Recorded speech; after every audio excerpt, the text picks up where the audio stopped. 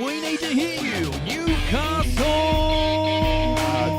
To start us off, I'm going to do a bit of a game with you just to kind of break the ice and that. It's kind of a bit of an elimination game, right? So I'll say two certain things and I want you to eliminate and say what you think's the better option out of the two, and then keep on doing it. It's like a survival game. So you'll say one, I'll move on to the next one, and so on until you get the final answer.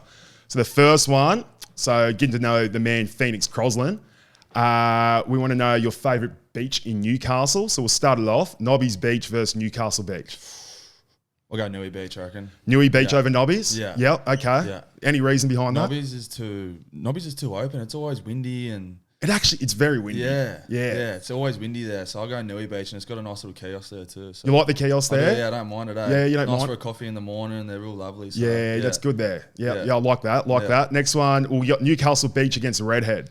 Nah, Redhead. I'm a Redhead boy. You like Redhead? I love Redhead, yeah. What is it about Redhead Beach? I don't know. I think me and my mates used to hit Redhead up since I was 14, so I just got heaps of memories there in that day. And my mum lives at Murray's Beach, so Redhead was the closest sort of I don't know, hotspot, I guess, growing up. So I just got so many memories there, and again they got a mad kiosk there, good coffee. It's all about the kiosk, it's like Redhead Beach named after the place where Redhead shouldn't go because they'll get sunburnt. Redhead against Bar Beach. Redhead. Yeah, it's going to be hard to beat Redhead. Redhead against Dixon Park. Kiosk there. Sunny Boy. No, I'll go Redhead. Not a sponsor, but Redhead again. And then Merriweather against Redhead. Redhead. Right, so locked in. Redhead best beach in Newcastle. So it's more just what the nostalgia about it is growing up, or I reckon, yeah. Great memories there. Mates live around Redhead.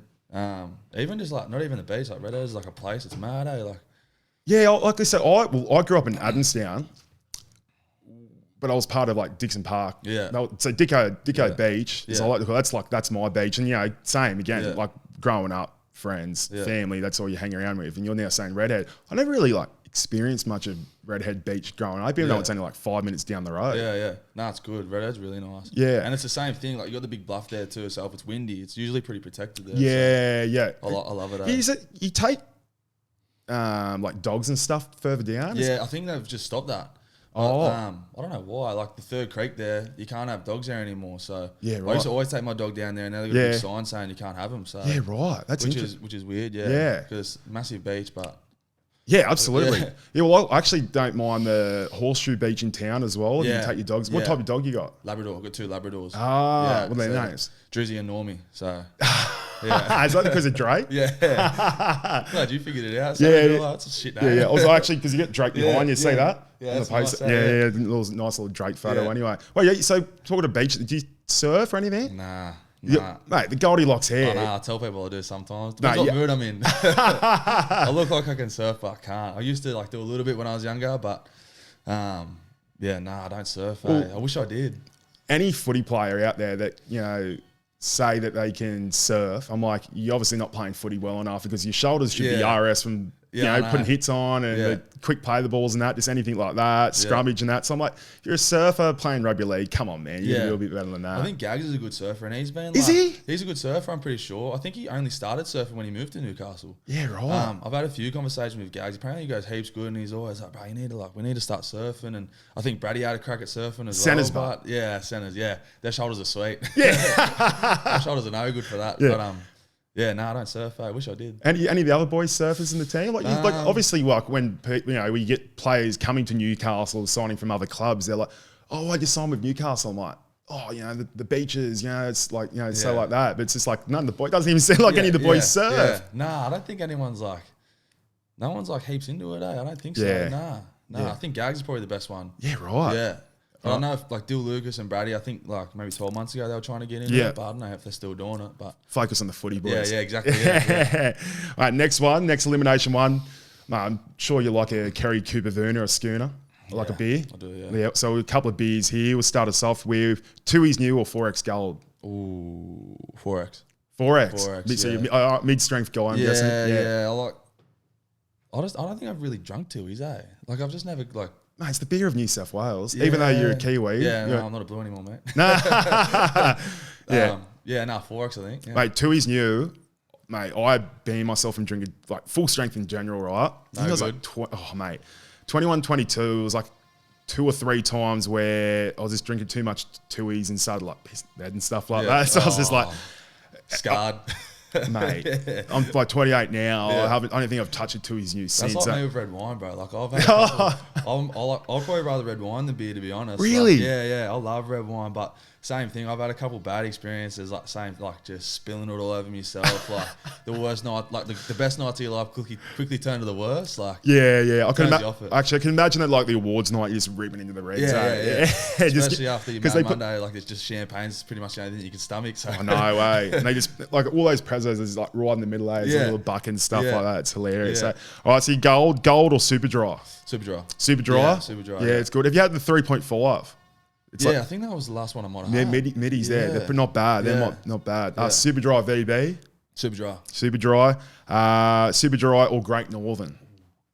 Northern, I reckon. Well, Northern's like, it's pretty popular. I think it was the most sold beer last year. I feel like every time I get a beer, it's can I have a Northern, please? Like, yeah. Super Chris, the mid-strength one. Yeah. It's easy to say. Set again makes you go to the toilet. Learn from experience there, Brickies. And then Great Northern against Stone and Wood. Great Northern. I don't like Stone and Wood. You don't like Stone and Wood? Huge call, bro. Nah, that's not me. I don't like it, eh? I'll drink them, but I just I don't know. There's something about them. Like they taste like nearly like cordial. Like perfect. Yeah, I know. If I'm having a beer, I want it to taste like a beer. You know, I don't know. Mate, I got a wedding this weekend. Yeah. Do you know Ryan Glanville plays at South? Newcastle? Yeah, RG. So, yeah. Like Mark Glanville's son. One of these. Yeah. And he's just, I'm like, what's on the like the beers list there at the wedding? He's like, I've got Stone and Woods or Great Northern. I'm like, fuck. Stone and Woods a big wedding beer, I feel like. It's because a lot of people like that. If you're not a big beer drinker, you can sort of drink Stone and Woods, can't you? Yeah, you can. Yeah. But like, mate, like I said, I love a schooner, but I don't know. The only thing I don't like about the Stone and Woods is just like that next morning is like, a Stone and Wood is killer, bro. You can still taste it, eh? Yeah, exactly. It's just like, what do they like after a win in the sheds? Do you have they put beers and stuff on, or I don't know. Last year was it was the Steel Cities. Oh, the Steel Cities, Tata, they're gone under. Yeah, they're gone. So I think they might be super dries now. Yeah, okay. I don't even know. I don't even care. I just got it. Well, I'm shocked that they're not like. Well, they're obviously pumping all the other fluids to try and get back in your system. It's like, nah, stuff that. Just get us a beer, 100%, That's good. Anyway, bro, mate, first of all, congratulations getting selected in the Kiwis, the New Zealand national side. For yourself, mate, massive achievement. And I'm sure it was on your goals list all year. Saw last year you were in contention or were going to get selected, but you had an injury. So, mate, first of all, congratulations. Huge. Thanks, mate. Yeah, it's been... Yeah, as you said, I was pretty keen to play last year, but did my knee the last game of the year. So it always happens that way, doesn't it? When you know you got something big coming. So unfortunately got hurt, but Stacey gave me the call this year and twice as excited. I can't wait, eh? Yeah. So last year, what was it a knee injury? Yeah, it was MCL grade 3. Literally in the last game against the Warriors in New Zealand. So, mate, what was it like? You know, obviously having a massive year in 2023, not just yourself, but the whole football club there. And then, was it, you get a phone call to say that you've been selected, or someone said to you, look, you might be in contention for a squad spot here in that Kiwis thing. This is last year. Was it then not till you got injured, you had to let them know, I can't actually play, or what was the process there? It was sort of like getting spoke about mid-year. Yeah. But to be honest, I thought it was a bit of a joke. Like I was like, people would sort of laugh about it, going, "Oh, you could be playing Kiwis," and I was sort of just brushed it off. But Madge gave me the call 3 days before that Warriors game, did he? Yeah, and I was so pumped. I was like, Madge, I'm so keen. Like, thanks so much, mate. But jinxed it, really, didn't he? Yeah. But it was really good to get that phone call, and I guess. Yeah, last year was a big year, but I'm really excited to do it again. Yeah, absolutely. So Stacey Jones, he called you up recently, or? It was about 3 weeks ago. I think it might have been the week after our Mad Monday, so I was still a bit dusty and sort of a bit all over the shop. But I think I was just sitting in the sauna and New Zealand number popped up, and oh really? Yeah, I kind of knew it was someone important from New Zealand because no one calls me from New Zealand at the moment. But he just sort of said it was the same thing. Like are you keen to play? And I was like, bro, like I'm more than keen. Like I feel like I feel like it was meant to happen this year. Like my body, like last year I had like 2 surgeries, and then infected knee. Like it was all over the shop last year. So I just feel like it wasn't really meant to be last year. I just needed another year. And the stars aligned again. And like Stacey just said, are you keen? I said, bro, like I'm ready. Like I can't wait. Like I've been thinking about it more seriously this year. Like knowing that I could have played last year. So like this year, there was probably a bigger goal in mind because it was like I know it was reachable. Yeah. So yeah, when he called me, I was just pumped. Over the moon. Yeah. Stacey Jones, he's the man over there, right? Yeah, like it's like Stacey Jones, Sean Johnson of like all time New Zealand people. Well, someone asked me that question the other day. They're like, how cool is it Stacey Jones called you? And I never really got to watch him because I was a bit young. So how old are you now? 24. 24. Yeah, like young pup, mate. Yeah, I was like, you haven't even hit your prime. Hey. But like when I told my uncles and that, like I was like, oh, Stacey Jones called. I love Stacey. Like I knew it was a god over there. But my uncles are like, they were way more excited. They're like, fuck no, Stacey Jones. No, he didn't.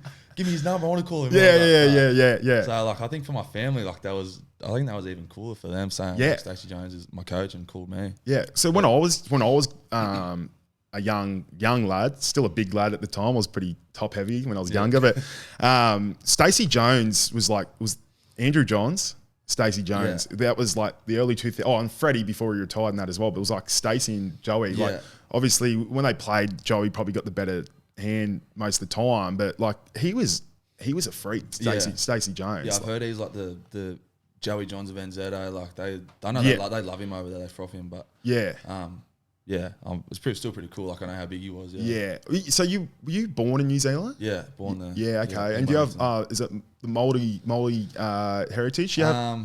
Nah, I don't think I have. I don't really know.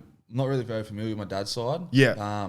So I've never met my dad or know him, but so I haven't really been able to sort of look into that. As far as mum's side, nah. Nothing. Okay.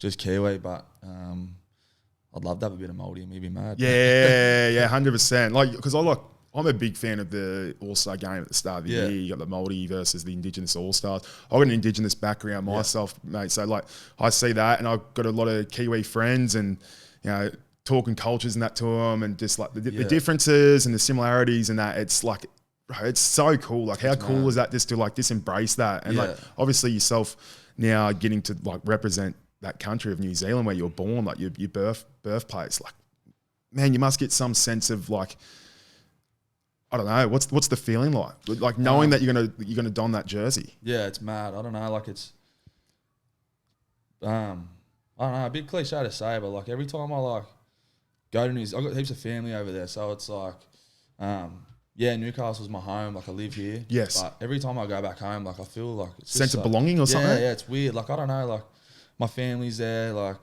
all of mum's side, like every time now I just love the country, the people are so nice. Yeah. So like it was when like people asked the decision, like if it was hard, it was like not really, like I just want to represent like where I live, which is Newcastle home, and where I'm from, which is my country. So, so like to be able to represent the Knights and the Kiwis, like that's all I want to do. Well, that was my next question. I was like, pledging your allegiance to New Zealand. Obviously, you would have played junior reps. So how old were you when you come over to Australia? I was 4. You're 4, right? So so very young.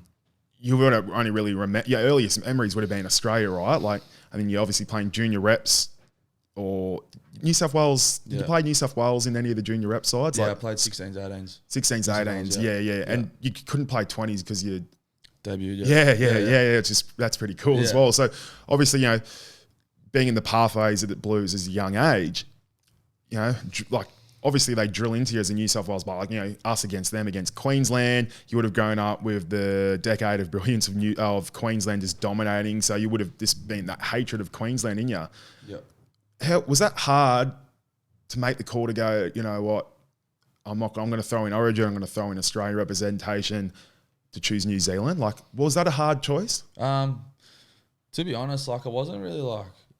I know I said it a few times in the media and it sounded like heaps cliche, like I haven't, like, when people say, oh, let my footy do the talk and I haven't thought about it, like, and but of course, they're spitting shit, but To be honest, like before like last year, like honestly, like rep footy wasn't even like on my radar. And then when like the conversation started for New Zealand, and I sort of had to start thinking about it. Like honestly, all I want to do was play for the Kiwis. It was weird. Like I feel like I'm very grateful to have represented New South Wales at a younger level.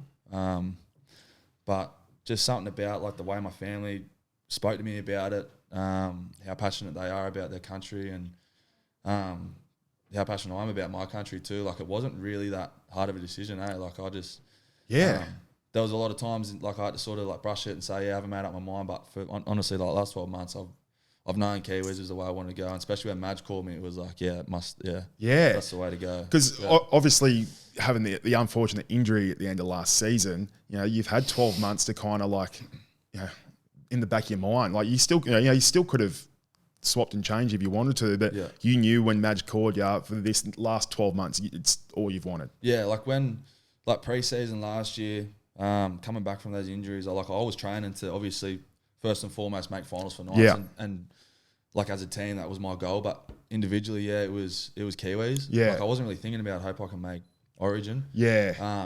Obviously I do support the Blues. Like I live in New South Wales and I grew up in New South Wales, so still don't like Queensland, but I know I'm still a Blues fan. But I just think it's best for me, and I feel better as a person and in my heart that I represent New Zealand. Have you had chats with Leo Thompson yet?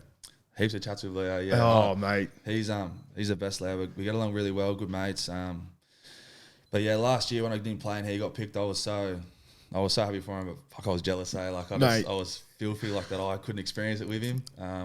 I had mad FOMO because when he got back, I was just asking what are the boys like? Was camp good? And he was like, bro, I had to tell you, but it was the best time of my life. Right. Don't tell me that. It was shit. He looks like a good dude, Leo. Scary. We call him like the Nightmare, the Undertaker. He looks like a scary man. But he's scary if you don't know him, but he's a big. But that's the thing with most New Zealanders, Like you're like, oh, they look terrifying in that, and then you get to know them. They're like the most friendliest blokes on earth. The Māori boys like Leo. You walk past him in the street and he's definitely intimidating, but. Just the way he plays, like even the way he plays, like that sin bin in at the end of the Cowboys game and stuff. It's just like, it's like the way he walks off the field. It's so cool, but like he's that guy. But he's got that. What's the cool kids? What your younger brother would say? Like, aura, is that the word? You know what that means. The TikTok trends now.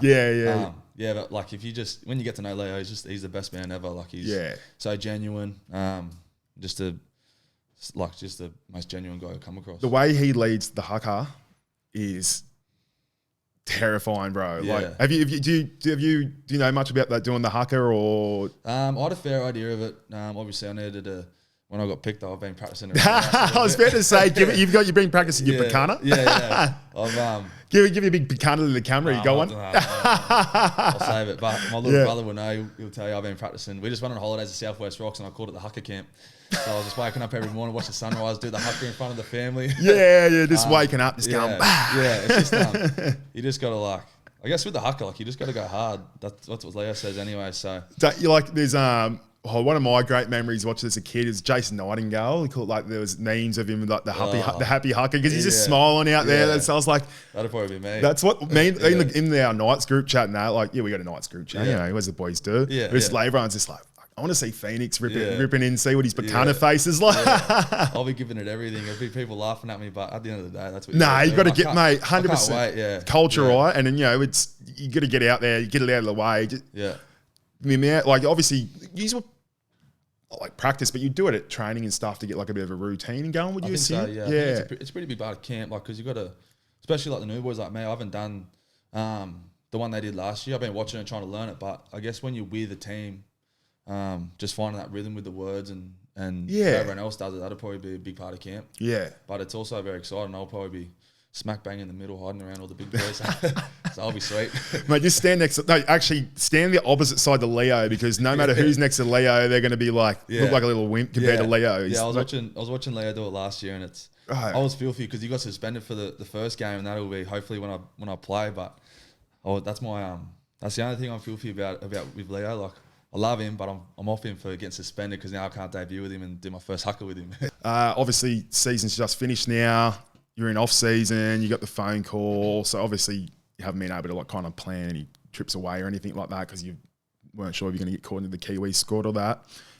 Did you watch the grand final the other day, Penrith Storm? Yeah, I did. Cracker game, eh? For a rugby league purist like yourself, self-proclaimed purist, like the defensive effort, that stuff gets me like bricked up. I'm like, I watch that, I'm like, this is unreal. This like very Origin-like atmosphere, intensity. Yeah. I talk to a lot of people that aren't the biggest rugby league fans. They're like watching it. They're like, oh, this is boring and stuff because, there's no tries, there's no flashy stuff. I'm like, but it's just this the way that, as you know, you've played in the half snap before, just like pinning people out in defence and pinning them out and trying to tackle them for the whole set. So throwing 2 or 3 just like short, sharp plays at them behind the ruck. And it's just like, it was incredible. The defensive effort from both sides was like, for a grand final, was exactly the intensity you think you're going to see. Yeah, bro. Like, as I said, like if you know rugby league well, that was one of the best games ever. But I was watching it with Bodie, my little brother, and my 2 sisters and mum. They all fell asleep. Did they? Yeah. Mum and my sister was like, "This is a shit game. It's so boring." But I was like, "This is the best. Like, this is what a grand final is." It was Origin, eh? Like, it was just, other than that one set-up play from Cleary the doubles out the back, like, everything was just moments. And I thought the Storm played unreal. Like, I thought they were great. Like, if they versus anyone else, they probably win that. Like, well, they're obviously the 2 best sides in the teams this year. But I think, Penrith are just too good, aren't they? They're so relentless with like how they play the game. They don't get bored with it. Like, a lot of teams would like. You watch the first half, and they're up at half time, but a lot of things they were doing weren't like coming off. Like, you could just tell they were just dropping blokes under, trying to wear him out. Yeah. That wasn't working too much in the first half, but they knew that was going to get him at the back end, and that's what happened. Well, the try Cleary set up for Liam Martin, that first try, you could see, who was the second row? Was it, who's the second left edge for the Storm? Left back row. Anyway, he was... Sean Bloor. He was gassed that set, right? He was gassed. And I was just watching them. So when I watched the replay, I kind of like paused it just to see what happened on the left-hand side of the Storm, like their left edge, why was that? And I could see him. Sean Bloor was buggered, but he was still trying to make his tackles. He'd come back and he opened his hands on his hips, hands on his hip. Cleary saw the opportunity and then straight away ran past him, and obviously Munster missed the tackle on that as well. Yeah. Straight hit that short ball to Liam Martin. It's just like, that's... It's too good. For a rugby league purist, that's just like, it's so good to watch. That's like footy IQ, like Nathan Cleary. I've never like trained with him or had anything to do with him, but I've just heard like from Cogs and that. Yes, just the way he sees the game and the way he studies the game and that at training and just the way he talks about it. Like nothing he does is an accident. Like a lot of like it's always on purpose because he knows, and I feel like he's thinking 5 minutes ahead and he knows. Yes. So like just seeing that sort of stuff's incredible, eh? You as a 7 Phoenix, when you've played 7, you were mainly a 7 going through the grades and that, weren't you? Yeah. Yeah. So you as a halfback, but I was just like, righto, I was a front row. So, all my job was just to brick that ball up. That's all I had to do, right? I didn't really have to do much thinking or anything like that. As a 7, mate, how hard is it to, you might have coaches that drill a lot of set plays and, just going through the motions compared to like a Cleary-esque where it's like, righto, I'm going to play what's in front of me. You see a lot of 7s just go through the motions of like, this is the set play, this is the set we're going, so this is what I'm going to throw at them, and not actually look at the defensive line and look on who's gassed or anything like that. How hard is that to get that into your game and out of your game? Yeah, it's massive. I think like Nathan Cleary's so good because he's got structure around him, but he plays outside of it when he sees something. So like he'll always have shape around him, and I reckon that's like Jerome Loy probably helps me with that heaps too. Yes. But like the way he does it, like he can go in and out of the structure so well, and I guess that helps when you've been playing with the same team, like the same spine for 4 years or whatever it's been for them. But I think like to be honest, this year when I went into the halves, I wasn't really thinking about anything, to be honest. It was just I know it was just I had 6 games there at the back end of the year, and it was just honestly Adzi and Greeny, they were like, if you see something, take it, but just play footy. Like everything you're doing at 9, don't change it to play half. Just do the exact same thing, but you might have to do a bit more thinking. And if you see someone that's tired, take it. Or if the center's jamming, they keep it real simple anyway. So I think I sort of like the way I played halfback growing up was a bit different to the way I played it at the back end of the year. I just wanted to, I play my best footy when I'm just ripping in and not really doing much thinking, just ripping in and going after it. So I just try to do the same thing. Like you said, man, I when I've been watching you for a few years, I feel like you're big on defence and that as well. You like getting up and you know putting the shots on. Like I said, I've nicknamed the man with shoulders that give me a whiplash and seatbelts. So like, you know, you obviously like your defensive work, right? Yeah, I love it. And yeah, like that's what I mean. Like when I went and played halfback, the coaches just said like just keep like defend well. That was the main thing. Defend well, kick well. If you see something you want to take it. So yeah. Like defending a half was good too. Yeah, like, yeah. Bit easier on the shoulders. Oh, yeah, I know. Well, it's like good. when you're playing 9 or in the middle, there's not much thinking to it. It's just hard work, right? Like that's the difference.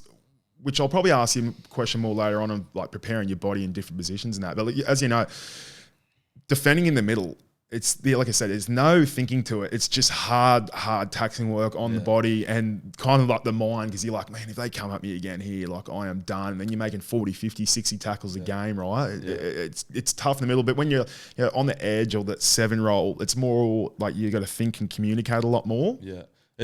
Defending the middle at 9's disgusting. It's fucked. Especially when you're like, you know, a foot smaller than everyone, 20 kilos lighter and long blonde hair, everyone wants to run.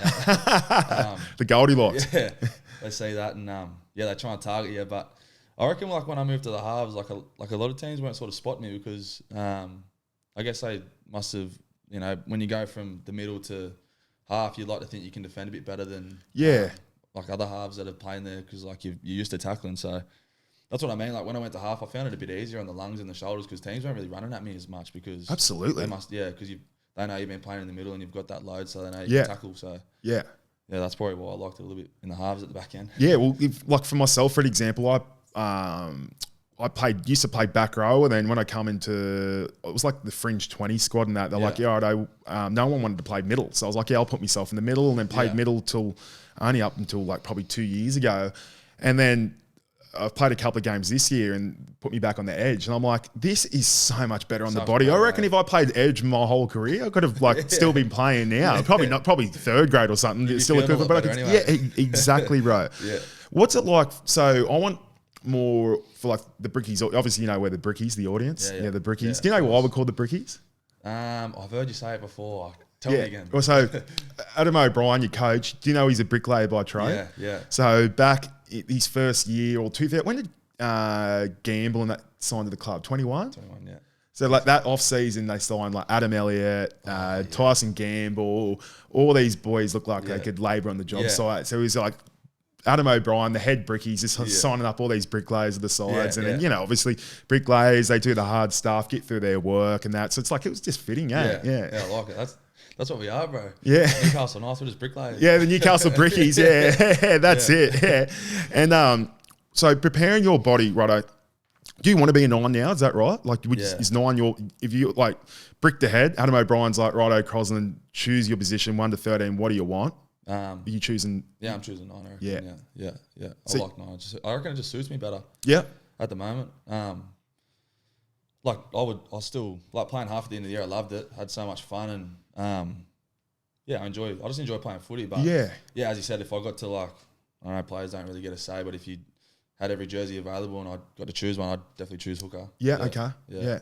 And like, so preparing your body to play 9, right? So I know, you know, sometimes this year you've had the 14 jersey on, or, you know, sometimes Brails has been out for a long period of time. So you've locked that 9 jersey in for like, you know, an indefinite amount of time. When everyone's fit and healthy, and then Adam O'Brien's gone like, right, you're going to be 14 for the next couple of weeks until something happens. And then he puts you into the 7 jersey later in the year. Preparing your body shape, you know, I want the Brickies to understand, like, playing different positions, it's all about, you know, body weight, muscle, how heavy you are, you know. What's the difference between your playing weight as like a hooker, as a 7, then even again like the 14, because you could be playing in like the forwards and that as well. How hard is that for you and like taxing on the body to try and get your body right? It's like, well, as far as weight goes, I try to stay 93 kilos. Yep. No matter where I was playing. But yeah, like if I was like, our performance stuff are heaps good as well. Like when I was playing 14 midway through the year and I was sort of playing, you know, 30, 40 minutes, obviously you don't get that load in a game, so your training weeks are a bit bigger. But when Browse was no good last year and I was having to play 80 minutes, that was sort of like the weeks are a bit lighter. You can sort of cruise a bit because you get like your you don't really need, like, if you're playing 80 minutes and making all those tackles a week, it's sort of just about recovery. Like, you can't flog yourself during the week because you'll get to the game and you'll just be fucked. So so am I allowed to swear on this? Yeah, but mate, do whatever the fuck you want. I was trying not to swear because your brother's here in the day. Fuck, he swears more than me. Does he? Yeah. No, mate. I'm like I said, the Brickies audience. They're all lunatics anyway.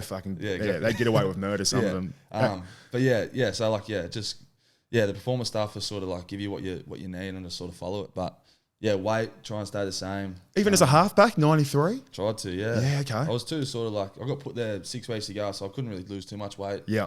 I mean, if I went into preseason this year and they said you're going to play halves, I'd probably drop a bit. Yeah. Try and get a bit quicker and. That's what I'm like trying to get the Brickies audience on. Like that's hard on the body, right? Like just massive. Like even mentally, like knowing like, oh, I'm 70, but like I'm carrying a little bit extra weight, fatigue comes into it. Yeah. It's taxing on the body, eh? Yeah. I think the hardest part was going from 7 to 9 because I was a bit lighter playing 7, like growing up. And then going into 9, you have to put a bit of weight on. But you also have to be fit as well. So like you're trying to put weight on and stay fit. That's fucking tough, bro. Like absolutely. Like, and you can notice, like you'd probably know, like if you put on like 2 kilos, you can notice that when you're running. 100%. If you drop it, you can also notice like you feel way better. So it's just more mental, I reckon. Like you just feel like it is, and that's the main thing. That mentality of like just knowing it wigs you out. Yeah. Yeah. If you're fucked on the field and you know you put 2 kilos in the preseason, you're just thinking about that the whole time. The head noise when you just like you start wigging out as soon as you get your own head in the field. Yeah. Like especially like when you're versing the side and like the score's starting to get away from you. Yeah. The amount of thought, and not even just like rugby league related thoughts goes in your head. It's just anything that's happened in your life, anything negative, just. Yeah. If you've had a couple of beers a week before and you're fucked on the field, you're thinking about those 6 beers you had at dinner or whatever. Oh, mate. I shouldn't have done that. Yeah, I know. But yeah, like I know like weight plays it like heaps of the boys get head noise about their weight. Like before a game, you're meant to weigh yourself. And I know a few boys, they don't weigh themselves because if they're like a bit lighter, they'll wig out. If they're fucking 500 grams heavier, they'll wig out. Anyone's self-conscious?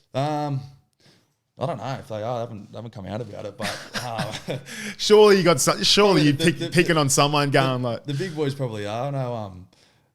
I know. Like you don't want to throw them under the bus. I want to throw them under the bus, but I know a few of the big boys probably.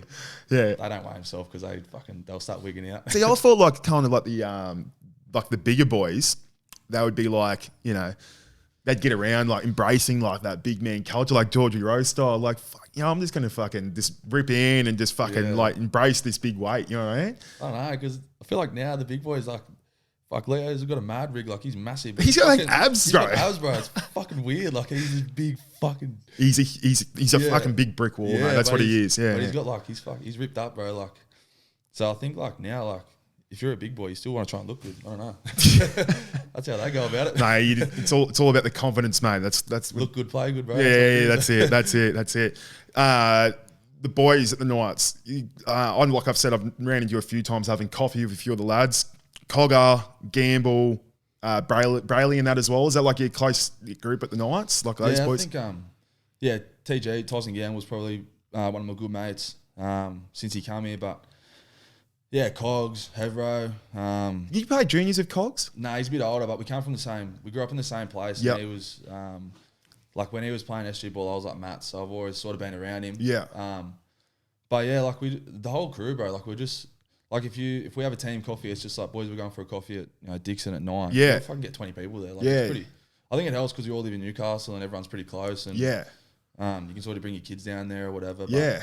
I've seen you a few times down at the band with TJ and Cogs. That's sort of our little morning crew because none of us have kids or any sort of commitment. So we link up and talk shit. I think it's cool because it's like all the halves together will be 9, but you've played in the halves before. It's like I think that's like it's cool because like you hear a lot of crap in the media, which I'm sure you boys try and shut off about it. But like you hear stuff like there's riff-raffs at the Knights between the halves and stuff. It's just like. Mate, come down to Bar Beach, watch the boys. Yeah. It's like getting their Java work. Yeah, it's good fun. Like we rip into each other. Like when if we wouldn't like me saying this, but when Tyson come back from his hand injury and I was still in the 7, I was ripping into him saying, "Fuck, you'll be a good 14, bro. You'll do a good job there." Like we just take the piss out of it. Like we're competing for spots, but at the end of the day, we're all boys, and fuck, we love each other. Eh? Yeah. We've got a good crew. Yeah. Do you purposely go to the most busiest places in Newcastle to get coffee so blokes don't recognise it? No. Try and get those free coffees. Tyson does. Yeah, but he's probably on minimum, the poor bugger. He's a minimum contract. Yeah, he doesn't shout coffee either, so that's why. Is Gamble tight ass? Is he? He is Queens. Is he? No, is he Queenslander? Yeah. Yeah, it explains a lot. I'll add him on here. Yeah, he's tight. He's tight as. Yeah. He doesn't shout. Is he the tightest in the side? You reckon? Yes. Yeah. What about KP? What's he like? No, he's good. He's sweet. Yeah. Yeah. You'd hope so.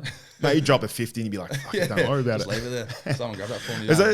Is that like when players get new contracts and that? Surely that's like fucking a bit of banner and stuff. All the boys, it's like, yeah. Like if you, like when Tyson re-signed this year, like we went for coffee and it was his shout because he just re-signed and won some good cash probably. So, it's always good to be good at banner. Like when someone re-signs, they shout coffee or brekkie or whatever. Yeah, that's fucking so funny. Yeah. And so, Bar Beach is usually go spot there, or where do you usually go for coffee?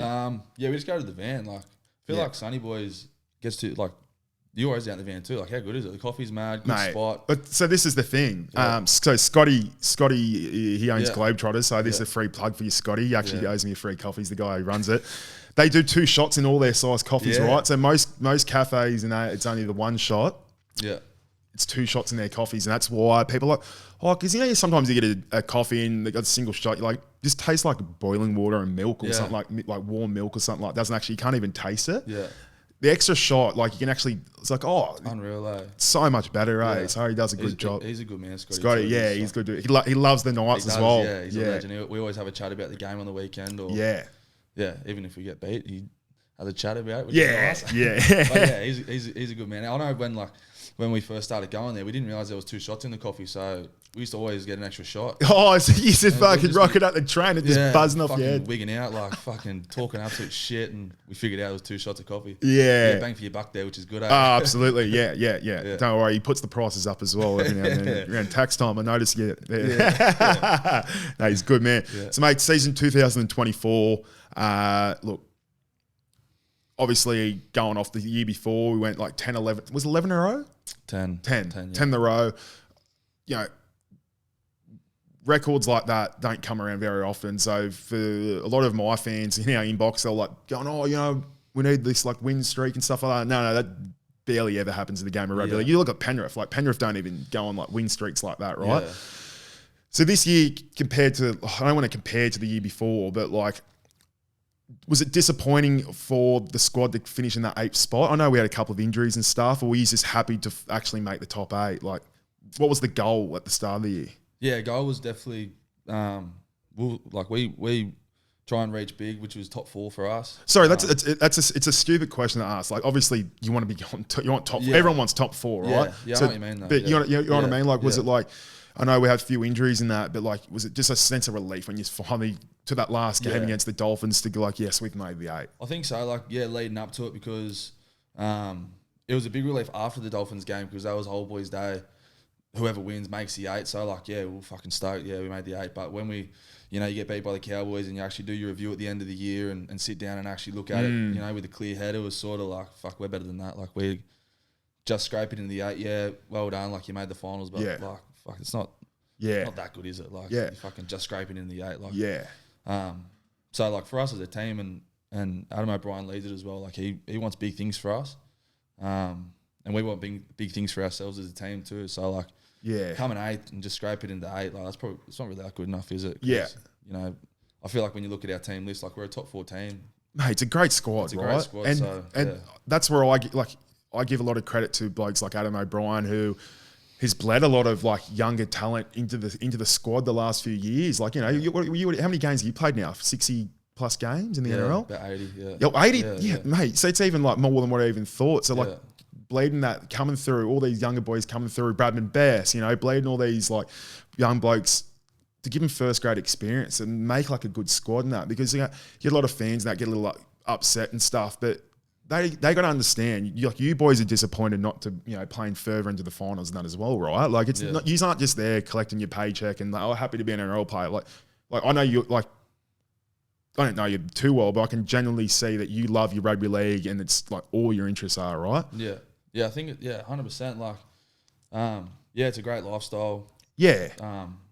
very lucky, but like, you know, that's our life. Like we don't go there to lose or not give it our best. Unfortunately, things don't go your way, and you do have bad games or bad periods of games. But like the way we train, like if most people that sort of bagged us out watch the way we train, the way we go about our work, like they'd be fucking shocked. Like we train very hard. A lot of boys that come here and have come from other clubs, they say the same thing. Like fuck, you work hard and you strive to get better every day. But people, I guess they see that 80 minutes, and sometimes you're not at your best in that 80 minutes, and they sort of might mistake it as not giving a fuck. But yeah, I can tell you now, like every single 30, plus the developments, and every single coach, everyone in that front office at West, like everyone actually genuinely cares. Yeah. Sometimes things don't go your way, but yeah, we are working very hard. Is Peter Parr, when he came to the club, has he installed like a massive culture change, or like, just live and breed rugby league to everybody? Because I've known, met Peter a couple of times. He just seems like he just would epitomise what team culture is as a club culture. Yeah, Parr is massive. He's a good man, Parry, and when he came, we had that poor year, 2022, and then he come and he fucking said it from the start. Like he said the same thing. Like he's got that good of a team list. Like how the fuck aren't you making the 8? Just a bit of reality check, and then massive. But then he's put good steps in place. Like, and he's doing a great job of recruitment and stuff around the office that people probably wouldn't notice. Like he's just.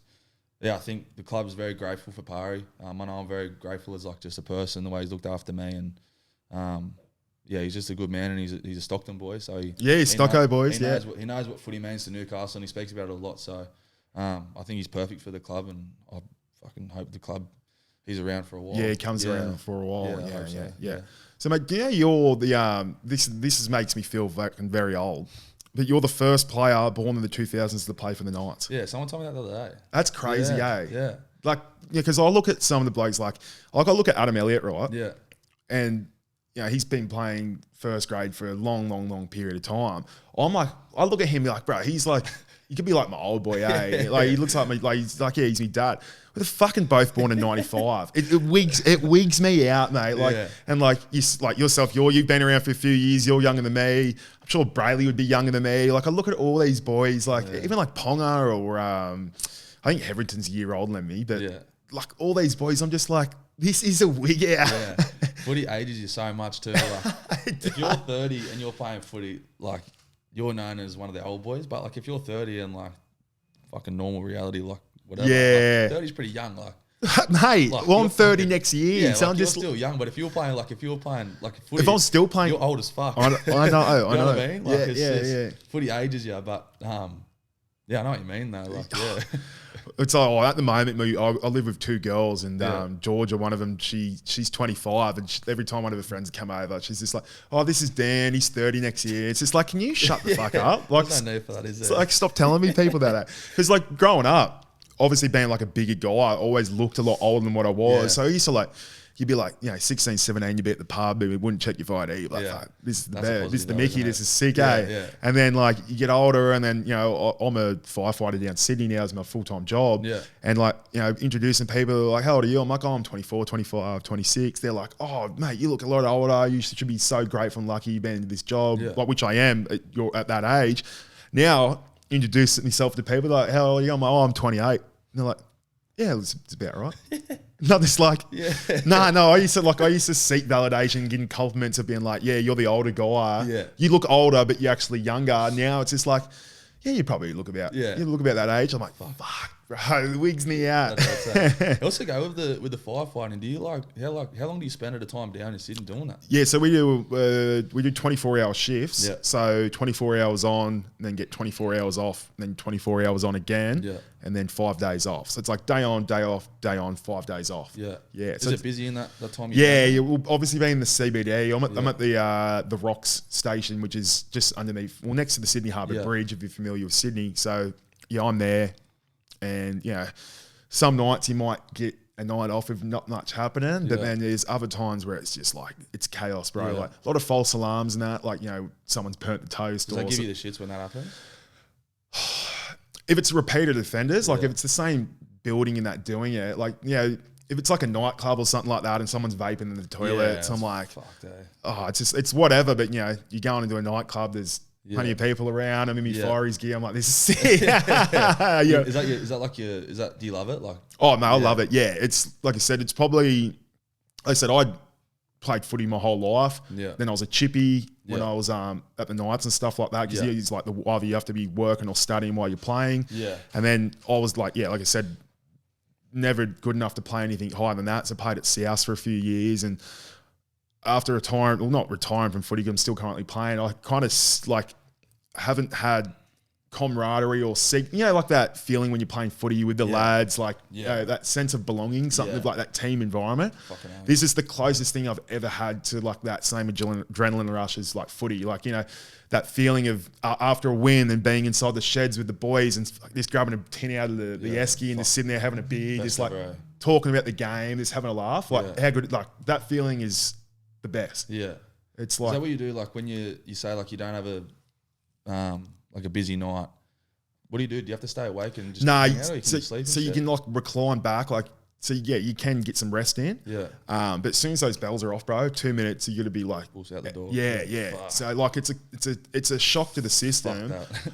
And like, there's all these like you can look into like the what do you call it? Studies and that of it, of like how bad it is for like the brain and like the mental side and stuff of it. But it's just like, you know, like going from rest to fucking from sleeping, bro, and then just wake. Sometimes you could be up 7, 8, 9 times a night. Like I've had nights shifts where like there was one shift I was awake for 28 hours because I had to stay back because there was an emergency. It was like a big fire going on, and I was just like, you know, the shock to the system, and that's why you get the long 5 days off, because, you know, if you get a busy night, you're not going to be well over 2-3 days, right? And then really you've only got 1 or 2 days off to enjoy yourself, right? So yes, like there is so many benefits to our job, but there's also a lot of like negatives of like, you know, breathing in carcinogens and stuff like that. But it could be rewarding, but after well, like I said, it's good shift if you save someone or fucking just even like I'm massive on community. Like I love my local community, especially like I'm proud Nova and lived here my whole life. But then working in Sydney, and I'm on the wait list to get up in Newcastle, like just to represent my area and just yarning to people. Like you're walking down the street as like a young kid, like as you'd know, you'd walk around the stadium at the end of the game after a win and getting photos, shaking hands with people. Like how good does that make you feel, right? So like we're just wearing uniform, so like I'll go around, young kid comes up to me, just wants to like high five me, and I'm like, mate, that's like it's the best, it's the closest thing to rugby league that I've ever had. That's mad, bro. It's good. Anyways, this is not fucking Daniel. This is Phoenix Crossland, the host of What's New on the Castle. Sorry, bro. Mate, contract. When are you off contract? 26. 26. Oh, so 2 more. End of 26? End of 26, okay, righto. Well, that's great. That's great for Newcastle. Keep you for another 2 years at least. Yeah. Do you want to stay a night? Yeah. When did you sign that contract? Last year. This time last year. Yeah. Okay. Yeah. Like you said, we can edit anything out that you want to talk about. You don't have to go into detail, but like the process of it. Obviously, you got do you have a manager? Yeah. Yeah. What's like? Do you know? Like, are you is it like a boardroom, like Mark Burris negotiating styles, like Peter Parra on one end, Adam O'Brien's on the other, and you're all suited up, like throwing back and forth, or like, is it more like you don't really get to talk, like you don't know about it, it's just your manager deals with it? It's a bit more casual than that. It's not that scary. My manager is like, he just does pretty much everything. Like, he'll when boys come off contract and they are negotiating, it's never through them. It's always the manager talking about it, and sometimes they might not talk to you for 2 weeks because they're working out stuff, and then they'll just come to you with a deal and say like that's what they've offered, and then you read it and you either go, I don't like that, or is it when it's that 2 week of not hearing anything? Is that anxious times? Like that gives me head noise thinking about it, right? A little bit. Not if they not if the club, the club wants to keep you, because you just know they're trying to figure out what's best for you. But I've been in positions where it's like 2 weeks not hearing, because like when I was like 20 and I was playing like 5 games a year, that's scary, because you don't, like, it's 2 weeks of going, your manager's probably fucking looking for a club or scraping for a contract. Was that COVID year? Yeah, it was a COVID year. So there was more money in the salary cap for anyone. Yeah. And I was off contract. That was fucking dark times, eh? And as a young bloke, like you said, you have not playing consistent first grades. That would wig me out, eh? Yeah. Like there was, like I'm 20, so like I've debuted, but like I haven't really established anything. No.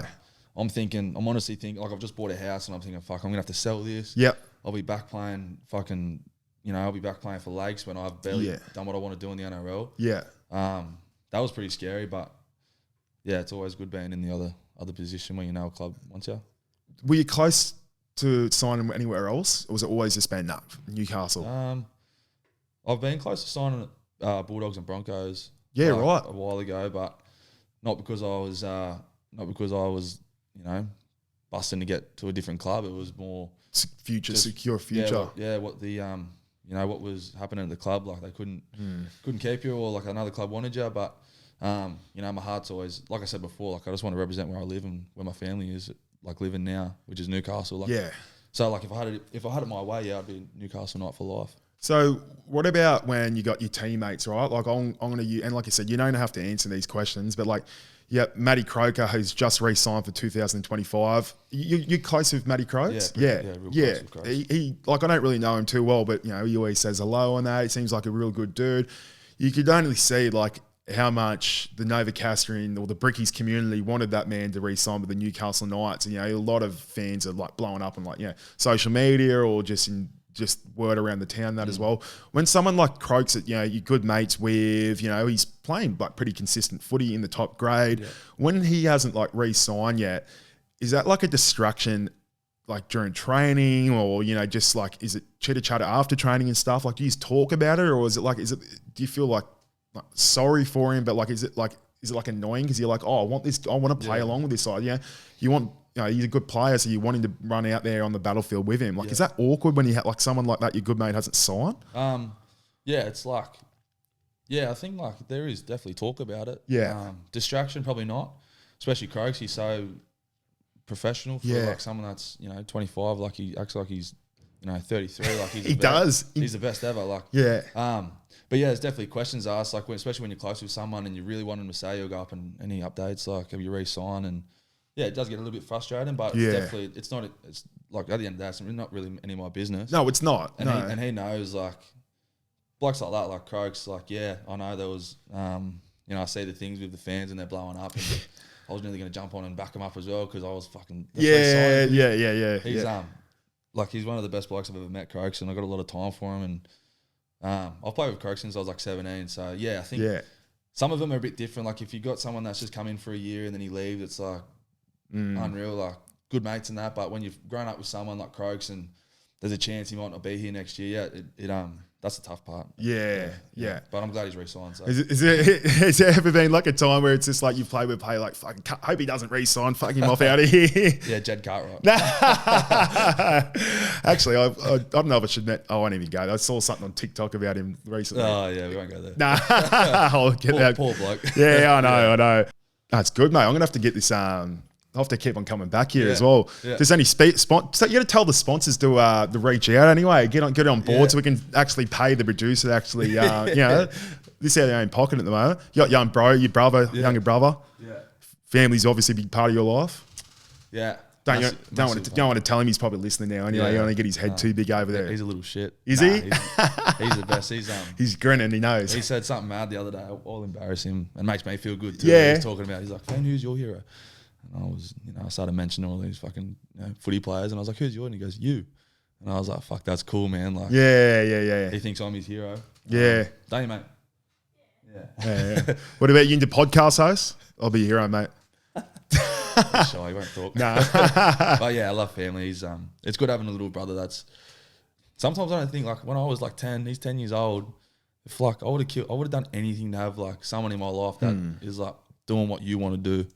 Like being able to get you in the sheds and make your favourite players. Like he gets to go and, goes to training and sees KP and that. And I'm like, I get a bigger kick out of that than he does, I reckon. I'm like, fuck, this is mad. Like, well, I don't feel like he'll understand like how big of a thing of that is until he probably gets like 19, 20 year old when you start like appreciating those things in life, bro. Like that's fucking like, mate, as a young fella, like I would have frothed to that's like. That's what I mean, yeah. Like he's living like, he's doing what I would have wanted, like, but we both wanted to do at 10 years old, go on the sheds and sing the team song with the boys, and it's fucking off its head. Like, were you just like rugby league mad, like MAD growing up? Yeah. Like, he's even more, bro. Like, he's he's got his footy in the car and he has it there. But we went for coffee this morning. All he wants to do is kick the footy around. I'm like, bro, relax. Like, this is my off season. Oh, you got Kiwis and then he's got his footy in his hand all the time, and always asks for days off school to come and train and that. Yeah. Got to pull him in the line sometimes. Yeah. Well, it's that like. Well, actually, outside of rugby league, mate, do you have like? Is there like any interests out there where you're like, you know, I know you're only not even in the middle of your career and stuff at the moment, but you know, like they talk about like having not backup plans. That makes it sound like a bit like sad. Yeah. But you know what I mean? Like, is there something that like interests you? Is there like media, or is there, you know, like trade backgrounds, you know, is there like little side hustles, businesses and stuff that you would be interested in? Or was it at the moment you're just like MAD rugby league? It's pretty much just rugby league. Yeah. Sometimes it annoys me. Like, I'll try and find like things that I like outside of footy, but I fucking don't really like anything other than the footy. Yeah. I'm not really passionate about anything. I've done my like Cert 3 and 4 in fitness, like PT and that. Yeah. Believe it or not, I've got the same qualification. Yeah, mate. it's probably one of the easiest ones to get. That's why I've got it. It was the easiest one ever. I did 2 hours a week and got a certificate for it and so I could train people. Yeah, like health and fitness is obviously just because of like the job I got now. Like it's something I'm pretty interested in, but like you could market. You know, there's a market there for you. But like like these shoulders will give you whiplash. You know. Who wants to get them as well? Yeah. You know, you could market. There's something in that, bro. There's something in that. Yeah, I don't know. I haven't really like. You haven't really thought about it. Nah, I just like footy. Do you get like? Pretty embarrassing. Mate, I was the same. Like growing up, it was like my family. Like they were just like, mate, he is. This I loved it. It was either like old school footy show videos, like Fatty Vorton and Sterlo and that, and not watching them. I was just watching any like midweek rugby league show. This is before Fox League was even a thing. This is back like you just have to go on YouTube to like watch random stuff. Just watching old games, like I loved it. Were you similar? You just like couldn't get enough of it. Yeah, I was the same, bro. Like I'd watch replays of games. I know that. Like I remember on Fox Sports, there would be like the games on the weekend, and then they just show the replays of the games during the week because there was no like 360 or there was a footy show, but there wasn't like a nightly thing. So I used to just watch replays of the games from the weekend before. Yeah, like just because that was footy, like and it was just I don't even know if you remember that. Like you probably would have all the games would have been live when you were playing. Like when I was probably like 8, 9 year old, like. The 4 o'clock game on a Sunday, that was like delayed, right? So it was actually kicked off like earlier. Yeah, but so you like, it was like a half hour delay, but it's not like you could go and get on the internet and like check out the scores and stuff anyway. Well, so they would play it, they'd kick off half an hour and then it would get aired. Yeah, it'd be like half hour behind. True. Yeah, because that way they fit like the ad breaks and stuff and whenever they wanted. Yeah. It was like, it was wild, Because and then like now, like your younger brother there, bro, it's like he would not even like he doesn't realise how good he will have it just like... Yeah.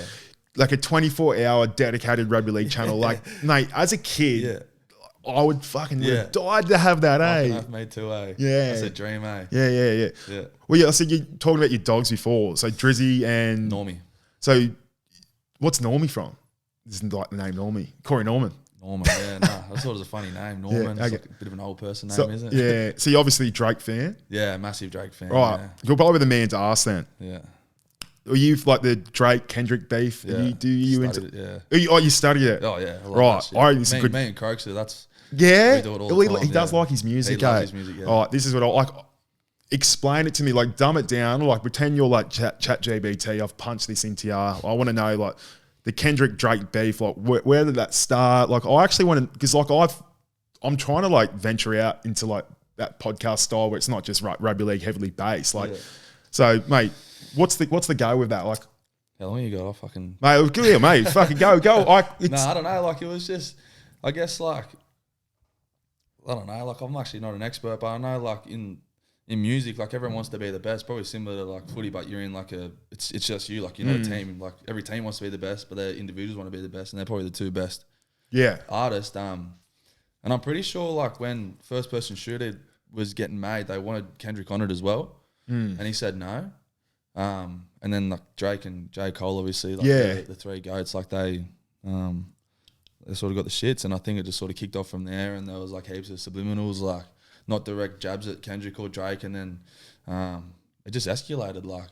So like, was it they start making songs about each other or something? Is that what they do, or is it like interviews that's having digs at each other? Nah, it's just songs, like, and they're fucking good songs too. So like, someone make like Not Like Us, the Kendrick one, like it's about Drake fucking being a shit person or whatever. Like, I'm not going to say it on camera what he gets called. But Yeah, no. Well, it's just like it talks about like Cell Block 1 or something, which is full of like adults who are into which is fucked up. Pretty fucked up shit, bro. But that's like, pretty like. There's no coming back from that. If you call someone that, like that's a big allegation. And is any of that confirmed? Like, nah. So Drake, look at him straight on the defense with Drake. I'm Team Drake for sure. Like, I don't. Yeah. Until that's confirmed, I'm Team Drake.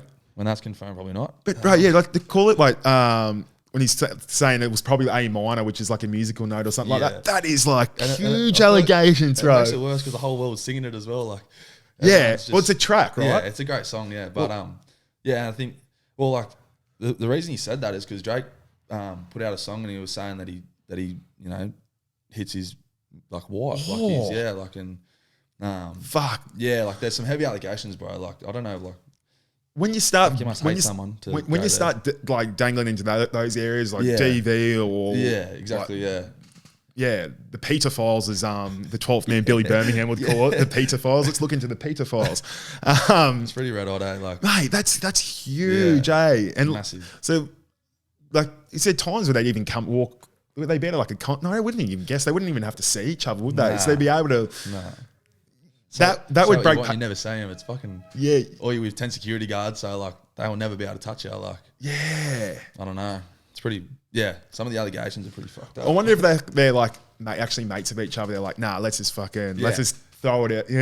That's the conspiracy. Is like when two artists are going at it, it's because Kendrick's got an album coming out soon. Yeah, and like he could be paying Drake to like have go against each other, so it like makes Kendrick. What, Drake has an album coming out soon? Nah, Kendrick does. So like he's like using this beef to promote his album. So when he's dropping songs, are they included in this album or what's the go there? I don't know. I've got no idea, but like. So do you reckon he'll have songs in there? Like, is it go from like song 1 all the way down? Like, is it in order of like him just like? Yeah. Because the whole album wouldn't it just be him about fucking trying to fight Drake with it? Fuck, it probably will be. Really? I don't know. Yeah. Yeah. Right. Fuck, it's pretty red hot, like what they're doing. Yeah. Wouldn't surprise me, eh?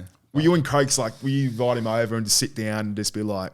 I remember like when all these different tracks were coming out, like we'd just be refreshing our phone in the sheds and that, like trying to like see if anything's been like said. Yeah. And like it was just me and Croaks like so love that stuff, eh? Like, and then Kendrick would drop a song, would be midway through the gym, and Croaks would say he just dropped another one. We'd play it over the speaker, and everyone would listen to it. But Croaks loves it too. Yeah, it's cool. I've even said that Kamala Harris, who's going against Donald Trump at the moment, like she's going out to like Not Like Us and stuff, and she's walking out and stuff. It's just like that's what I mean. Like that's a song about Drake being a. Yeah, I know. Well, it's huge on TikTok, right? Yeah. Like it's like the young kids, like I said, kids wouldn't even understand what they're even talking about. Yeah, it's fucking catchy as, eh? Yeah. Bodie sings it all the time. I'm like, do you know what he's fucking saying? Yeah, do you even know what he's talking about? No, but it sounds good. Yeah, it sounds good. Yeah. Yeah, I don't know, because of my music taste, bro. I'm like, I listen to weird. Not I wouldn't even say like like Pete Murray, like. Yeah, like folk acoustic type of thing. Jack Johnson. Yeah. I wouldn't even if I went into my. Nice calm music. Been smashing Tina Turner lately, eh? Yeah. Like I'm into me running in that like the last 12 months. Yeah. Actually, running 1 point for every kilometre. Mate, next year, fucking. That's got to be the call on the line as well, right? So you're running every point we lose by or win by? So every point you lose by, you run a kilometre. I run a kilometre. Yeah, right. I only started like. It was just after the Bulldogs game, which is luckily. Oh yeah. But I've said like if touch wood we don't, but if it was like 40 points, like I'm doing 40. Like it's the content game I'm in, Crossland. Like it's just what I do now. Like I run for content purposes only now. I don't run for like mental health or health benefits. I'm running for content, baby. People get around you when they say you're running. Fuck, mate. People have no idea who the fuck I am, but like every now and then you'll get a couple like the Brickies or like obviously the Hello Sport podcast and they're massive in that as well. So like all the listeners know each other and stuff. So if you're wearing like a merch or something, like they'll always go like up the Brickies or something like that. Yeah. First time I ever got like a Brickies comment was like at the beach last year, and some like 45-year-old bloke just come up and he's just like up the Brickies, and he's got heaps awkward, like walked off. I was like, this is so weird. It's like a weird out. That's mad though. Yeah, it's cool. Yeah. It's cool. Like you said, like I appreciate you, like yourself, even like Adam Elliott, Gamble, and that, a couple of the boys, who get around like the Brickies content or whatever it is. Just following like content pages like ourselves, because it's like once you know you get not like players' approval or stuff. It's like it's cool, right? Yeah. And like my goal is like I'm never going to go out there and fucking bag the Knights out. That's what I was going to say. Like when you told me to come on, I was like, there's a few podcasts that a few boys like get asked to do, and it's like, well, fuck you because you bag us out. Yeah. So I love. My mates love your podcast too. Like yeah. Always like the whiplash thing. Like all the boys have been to me about it and fucking laugh. Like I know like. That's why I was so keen to come on because it's not like he's never bag us out or like do anything like that. He's just supportive and a bit of fun. Like it's fucking Newcastle. Like why? Like that's the thing I don't understand. There's like these other podcasts out there. And I'm not going to name them, but like, why are you trying to bag these players out? They obviously like they know if they've had a bad game or a bad performance. Yeah. The last thing they need is some imbecile that's done nothing in their career wise to start critiquing game and stuff like that. Yeah. You know, if the boys play the shit like. Mate, I'll just talk them up and say that he's still the greatest football team on earth, like the red and blue Newcastle Knights, the Brickies. Like, what's that going to make a difference if you're going on your podcast is bagging the players out? Yeah, even your running thing, like if you get beat by 6 and you got to run 6Ks, like that's a bit of fun, isn't it? Yeah, like, I'll have to split it up into like 320s or something like that, or like, bro, never. If you get beat by 60, bro, that's when I'll start talking bulk smack. Hey, that's probably fair enough too. Yeah. I think that's what I say. Next year on the defensive line, we go do it for Nilsso, do it for Dan, bro. Like, keep thinking here. Yeah, it's so funny, bro. Mate, 2 more minutes, couple of things to finish up on. Actually, what I want to know is, especially the 2023 semi-final against the Raiders, you know, like the crowd was intense there. Like playing in front of like a Nova crowd, what's that mean to yourself being, you know, obviously you were born in Wellington, but you're coming over here, spent majority of your life Central Coast, then Newcastle. How old when you come to Newcastle? 14. Yeah. So, you know, a lot of your life was here in the Hunter in Newcastle. Playing in front of like a Nova crowd, what's that mean to yourself, mate? It means, it's honestly the best. This is the best time of my life, eh? Like I just love. I can't even put into words like what it means to play for Newcastle. Yeah. And like represent the town that I love, the people I love. Like I used to come. Like when I was growing up, I used to like Newcastle was the closest ground to the Central Coast. So I used to always come up here and watch the games. I got into the sheds a couple of times and like just to like do that like for myself and. Like even I don't know, bro. It's hard to explain. Yeah, you even seem like you're getting like emotional about it. Like it actually means a lot to you. Yeah, like playing for the town that you love, and like I know there's so many boys in our team that feel the same way. Like everyone feels the same way. You could live here like boys that come here and have been here for even Jed Cartwright when he came. Like I remember talking to him over a few beers, and he played like a couple games for us, like at the top level, and he was like I feel like I've played here. Like I feel like this is home. And I'm like, well, it's pretty normal. Like that's how they make you feel. Like, and that's what the footy means to the club. So like for this to be a reality and represent such a great place, where my mates live, and my family now lives, it's fucking best ever. Yeah, that's great, bro. Yeah. Like I said, I've interviewed Andrew McCulloch a couple of years ago. I don't know if you know Macca, but he was the same, mate. He was only here for a short time, but he goes like the fans just make you feel like family, eh? Yeah, and like they feel. I think with the fans because they're like around Newcastle, everyone like you said, it's such a small little community. So you see say for coffee, like you end up getting to know everyone. And you see face and names. You see the same faces you see down at the beach, fucking for a morning coffee. You see.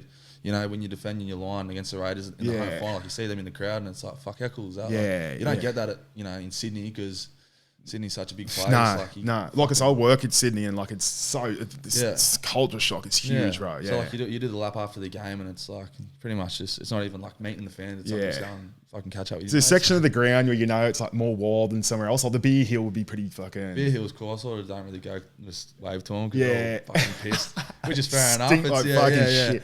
That's the Brickies, bro. Like and they're smart asses too. They're good fun. I had one. There was a group of boys. It was this year, and they're like, bro, can we get a photo? And I was like, yeah, and I grabbed their phone, and I've gone like that. No, take a photo of us. So I sat there on the field with someone else's phone, taking a photo of these fucking group of boys, fucking blind.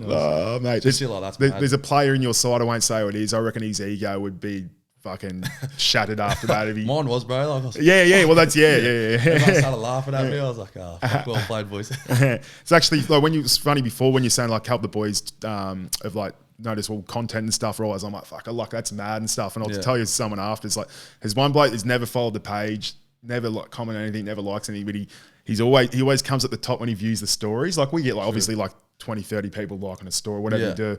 Then you check to see he's like, all like the verified profiles come to the top. I'm just like, true. I'm like, he must have head noise if he's coming on my page to see if what fucking Dan Nilsson from Newcastle's Yeah. going to say about you. It's like, mate, just chill out. Yeah. Mate, last ones to finish up on, couple of like rapid fire questions. You can answer as long as you want, but just a couple of fun ones to finish up on, mate. And like I said, massive appreciated you coming on What's New on the Castle. We haven't done like a player interview one-on-one in person in like long time. Obviously, during the year, it's flat chaos, and obviously get some wins sometimes and some losses some other times. It's kind of like, it might not be a priority to be in the media and stuff, but bro, like I said, just going over to New Zealand for the camp and stuff and make your international debut, bro. I much appreciate your time as well. So Thanks for having me, bro. no, all good. But we'll finish with these questions. Favorite cafe in Newcastle or coffee spot? Let's go to the van. Globetrotters at Bar Beach. There you go, Scotty. Scotty, free coffee next time. Yeah. What's your? Do you do the 1.2 time trial training like your Bronco? Yeah. What's your best time? I think it was like 4:39. Wow. That's good, but like fuck, the boys are fit, eh? Like that's kind of just normal. Like as far as the whole group, like we got a fit group. I think Tommy Dean got like a 4.2. Yeah, that's ridiculous. Yeah, but even like This is up 20, up 40, up 60. Yeah, 5 times. Yeah, because there's clubs that do it one lap around. Obviously, you could do that in under 4 minutes. Yeah. But That's tough. But like we got to. Who's the best at the 1.2 at the club? Brady Best is pretty good. Is he? Yeah, Dill Lucas. And then you get like the young boys that are like 60 kilos coming in for their first break season and they just fucking fly. A couple of young Curry lads, they come in from I'll give him a shout. Jai Lanane. I think he was in the 420s as well. He's a young fella coming through. He's fucking so fit. Skinny fella, is he? Skinny. He hasn't got. He's put some weight on now, but last year's first pre-season he was flying. Yeah.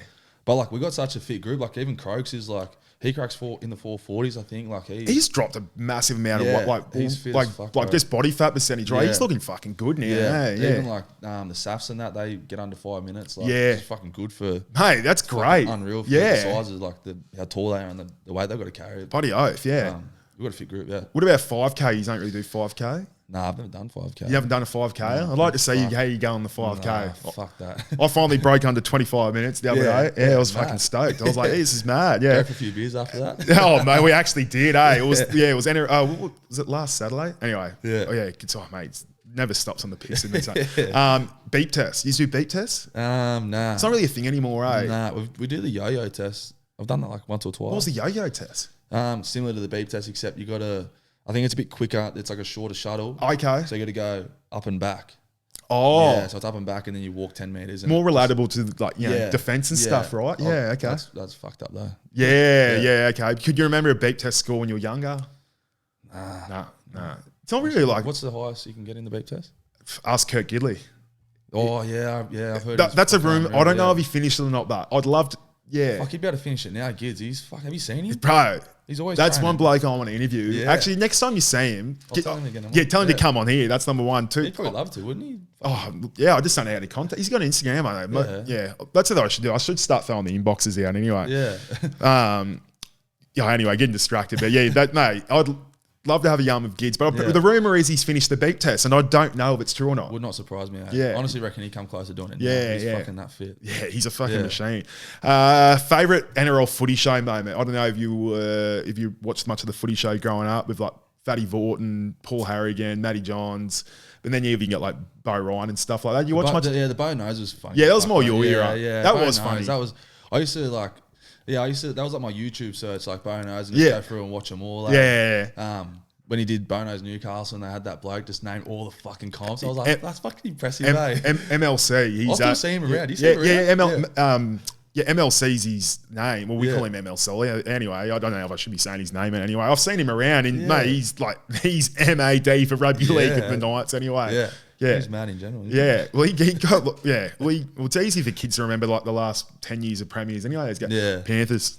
Yeah, Panthers. So the Bonos and footy show moments. Favorite night all time. Favorite Newcastle night of all time. Give us a niche one, and then like obviously a standard, because obviously you got like Bedsy or What does niche mean? like. Don't you know what niche means? Like a niche player. Like, Niche means out of the ordinary. oh, okay. Like not like so you got like Joey Johns and stuff, but like a niche could be like my favorite niche nights mate would be like Cooper Vuna or like a niche one for me. Wes Nagama or something like that, like something like Milton Friday. Someone niche. like a Brickie. Bo Scott. Yeah, I'll pay that. Because I used to love the Dragons growing up too. Oh, were ya? I was You a Saints supporter? Yeah, right. 2010 grand final. Mate, bit of respect going back to Sorry, mate, I should have told you that. 2010. Yeah, 2010. Yeah. So Bo Scott was in that team, and then he went to Newcastle. And then Para. Fuck, he was just serial killer, wasn't he? Mate. Fuck, he was unreal. Like, Yeah. I used to love the way he played. And then all time, I've got heaps. Bedsy, Joey. Yeah. No, fucking all of them, mate. Yeah. That whole 20. It's cool running through the old boys. Yeah. We got a big board, like when you walk into training, of like everyone that's played for the Knights, like their numbers. Yeah. And you just go for that list, and it's like, fuck, we've got some names, players, bro. Yeah. Even like ones that are like Darius Boyd played for the Knights, and Michael Ennis fucking played for the Knights. Like, What about this one? Craig Gower. Yeah, Craig Gower played, did he? Oh, yeah, he'd be on the board. He's on the board? Yeah, he's on the board. Um, Then you got like blokes that is it like played like one game? There's one, Tyrone Amy. Yeah. Do you remember he was a front rower for, I think it was Dora Creekway or something Yeah. like that. You just got random blokes that have like one gamers. You're like, cool, yeah. Yeah. You'd name them. Like, Yeah. this is one thing we do on the piss. We're on kick-ons or something like that. We'll just be like, righto, you got to say, like, anyone that's played a game for the Knights, and then as soon as you, like, slow down for, like, more than, like, 2 seconds, you got to scull your beer or whatever it is. So you'd be, like, going around for 15 minutes. This is of like Dan Toller, Kurt Reynoldson, Milton Friday, all these like Greg Smith. Remember Greg Smith? He played like one game. He was like they said he was like an NFL prodigy or something like that. Have you heard that yarn? Nah. You got to look at that yarn. There's some fella. No, he was like a winger, and he come over and they versed the Bulldogs, and he like said he played like the NFL and stuff. They didn't really do much research into it, and he fucking had one of the worst games in NRL history. It's a pretty good yarn, that one. Yeah. I'm surprised you haven't heard that one. No, it's pretty funny. Last two. Favourite NRL TV personality? Like anyone that hosts one of the shows, like your Braves, your Blockers. Well, Kent. Buzz Rothfield. I actually like Buzz. I don't mind Buzz. I feel bad for him on that 360 sometimes. It's on in the... They just roast him, mate. You know, you look like a younger Buzz. Shut the fuck No, I'm serious. I'm serious, right? I'll get it. I'll click this up. Buzz is going to love this. I'll tweet this to him. Am I going to love this or what? Is this? Hey, he's a good-looking fella. Oh, sorry. Yeah. You got the bigger shoulders, mate. You're all shoulders. Well, he's fucking not that good looking now, is he? I feel like that's a drive-by on Buzz. I don't think he'll appreciate that. You got to be careful because he'll come after you. No, yeah. Fucking, yeah. Favorite personality, I reckon. Like Joey or... Danica. Yeah, go Danica. Yeah, let's go there. And last one, mate. Describe Newcastle in one word.